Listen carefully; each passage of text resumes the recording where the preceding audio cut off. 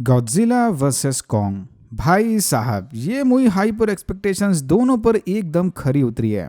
Godzilla और Ghidorah की लड़ाई के 5 साल बाद स्कल आइलैंड पर मोनार्क ने कॉन्ग की सुरक्षा करने उसे एक बड़े से केज में रखा था। दुनिया में अब बस गॉडजिला और कॉन्ग, ये दो ही बड़े टाइटन्स बच गए।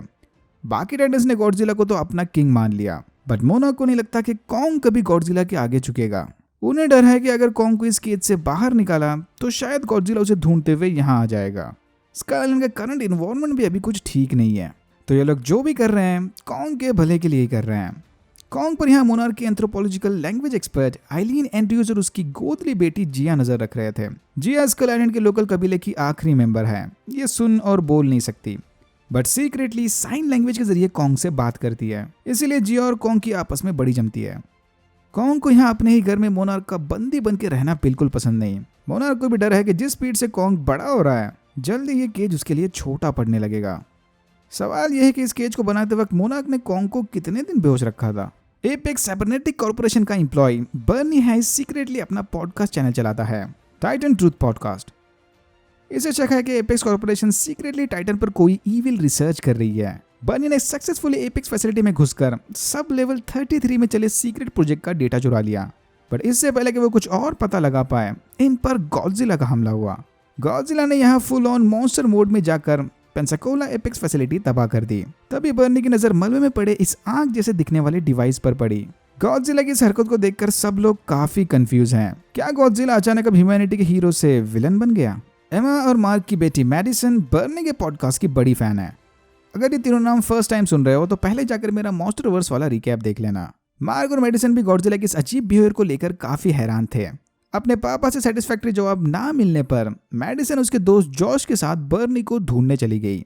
मैडिसन को लगता है कि बर्नी के पॉडकास्ट, एपेक्स फैसिलिटी और गॉडजिला के सडन अटैक्स आपस में कनेक्टेड हैं।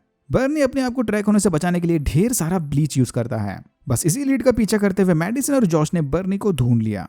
पहले तो बर्नी इनसे मिलने को तैयार नहीं था, बट जैसे उसे पता चला कि मैडिसन एमा रसल्स की बेटी है, वो फौरन इनकी मदद करने के लिए तैयार हो गया। बर्नी ने अपनी वाइफ की मौत के बाद सारी जिंदगी टाइटन्स का सच ढूंढने में लगा दी। यह हमेशा अपने साथ वाइफ के दिए गिफ्ट यानी इस विस्की के बोतल को रखता है। इस बोतल को याद रखना, क्योंकि इसका कैरेक्टर आर्क मूवी में दिखाए गए किसी भी ह्यूमन के कैरेक्टर आर्क से 10 गुना बेटर है। फिर ये तीनों एपेक्स फैसिलिटी में घुसकर सब लेवल 33 को ढूंढ लेते हैं, सरप्राइजिंगली बड़े आसानी से। फिर एपेक्स का सीईओ वॉल्टर सिमंस और इशिरो सिरिजावा का बेटा रेन जाकर नेथन लिंड से मिलते हैं।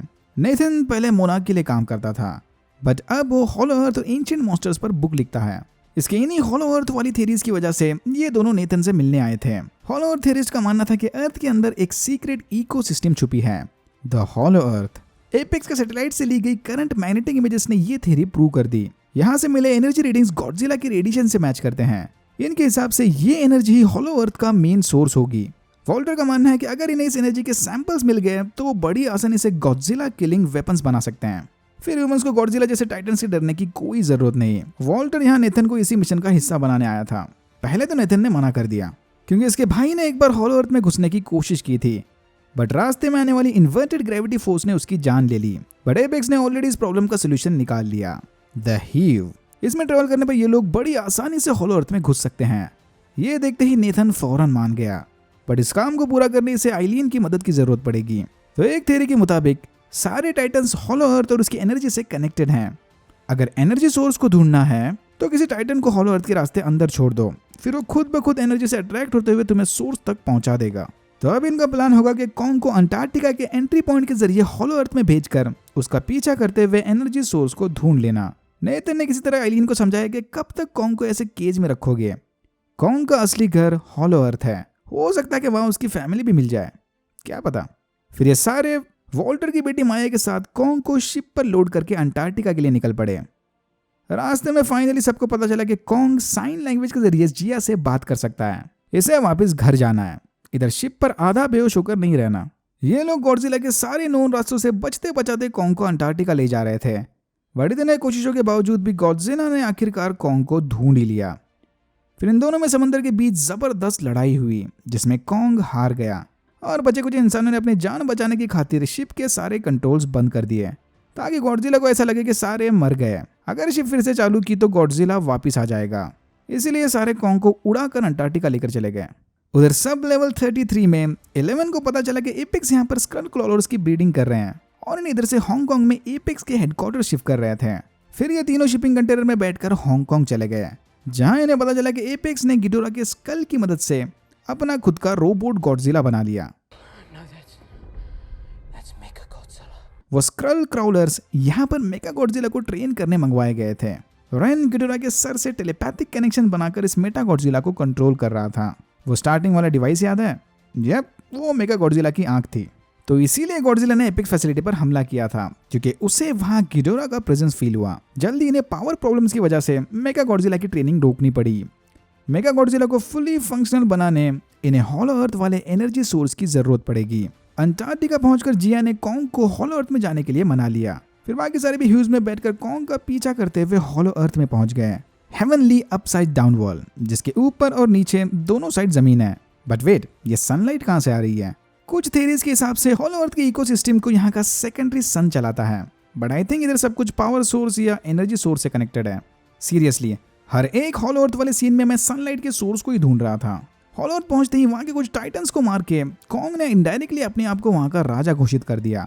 थोड़ा अपसाइड डाउन वर्ल्ड में घूमने के बाद कॉन्ग को उसके पूर्वजों का महल मिला। देख के लग रहा है कि किसी जमाने में कॉन्ग के पूर्वज यहाँ पर राज किया करते थे, बट कुछ एंशिएंट बैटल्स के बाद वो किसी तरह ऊपर स्कल आइलैंड पर आ गए। यहीं पर कॉन्ग को वो स्पेशल एक्स भी मिली, जिसे एनर्जी सोर्स की मदद से रिचार्ज किया जा सकता है, वायरलेस चार्जिंग। माया ने फौरन एनर्जी सोर्स के सैंपल्स को जमा करके ऊपर एपेक्स हेडक्वार्टर्स भेज दिया। उस वक्त गॉडजिला भी हांगकांग में ही था। गॉडजिला ने फौरन भाप लिया कि हॉलो अर्थ में कोई एनर्जी सोर्स के साथ छेड़खानी कर रहा है। गॉडजिला ने अपने एटॉमिक ब्रीथ की मदद से हॉलो अर्थ में सीधा कॉन्ग के महल पर हमला किया। नीचे चले केओस में नेथन, एलिना और जिया तो बच गए, बट माया और बाकी सारे मारे गए। कॉन्ग गॉडजिला की बनाई टनल को यूज करके हांगकांग में उससे लड़ने चला गया। यहाँ जबरदस्त तोड़ फोड़ वाली लड़ाई के बाद गॉडजिला ने कॉन्ग को हरा दिया। कॉन्ग ने अपने स्पेशल एक्स की मदद से गॉडजिला को जबरदस्त टक्कर दी थी, बट एंड में गॉडजिला इस पर भारी पड़ गया। काश सब कुछ ठीक होता और सारे इनके बीच चले इस एपिक बैटल को थिएटर में देख पाते।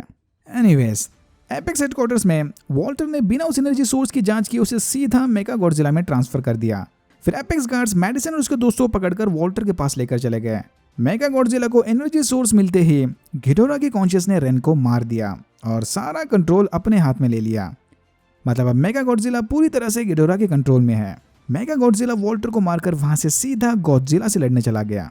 अब क्योंकि घिडोरा की कॉन्शियसनेस मेगा गॉडजिला को रिमोटली कंट्रोल कर रही थी, इसलिए बनी और टीम डिसाइड करते हैं कि वो इनके बीच चला रिमोट कनेक्शन तोड़ देंगे। कॉन्ग से लड़ने के बाद गॉडजिला बुरी तरह थक चुका था और इसी मौके का फायदा उठाकर मेगा गॉडजिला इस पर भारी पड़ने लगा। कॉन्ग की भी हालत खराब थी। धीरे धीरे उसके हार्ट बीट्स कम होने लगे। फिर नेथन ह्यू में लगे सुपर चार्ज की मदद से कॉन्ग के दिल को शॉक देकर उसे होश में लाता है। अब कॉन्ग और गॉडजिला साथ मिलकर मेगा गॉडजिला को कूटने लग गए, बट मेगा गॉडजिला इन दोनों पर भारी पड़ने लगा। मेरा फेवरेट सीन, जॉश ने बर्नी की विस्की बोतल को कंट्रोल पैनल में डालकर सर्वर्स में शॉर्ट सर्किट कर दिया। गॉडजिला ने अपने एटॉमिक ब्रिज से कॉन्ग के एक्स को सुपर चार्ज किया और फिर Kong full king Kong mode में जाकर मेगा गॉडजिला के टुकड़े टुकड़े कर देता है। लड़ाई के बाद गॉडजिला और कॉन्ग एक दूसरे को रिस्पेक्टफुली गुड बाय बोलकर अपने अपने रास्ते निकल गए। अब ये मत पूछना कि इस लड़ाई में कितने मासूम इंसानों की जाने गई। एंड सीन में हमने देखा कि नेथन, आइलीन और जिया हॉलो अर्थ में जाकर कॉन्ग पर नजर रखे हुए थे। कॉन्ग इज फाइनली होम और यहाँ होता है गॉडजिला वर्सेस कॉन्ग खत्म। अगर आपको वीडियो अच्छा लगा तो please like, share and subscribe for more videos like this. मैंने ऐसे और भी वीडियोस बनाए जिनके लिंक्स आपको डिस्क्रिप्शन बॉक्स में मिल जाएंगे। Thank you very much for watching and I am hoping to see you in my next one.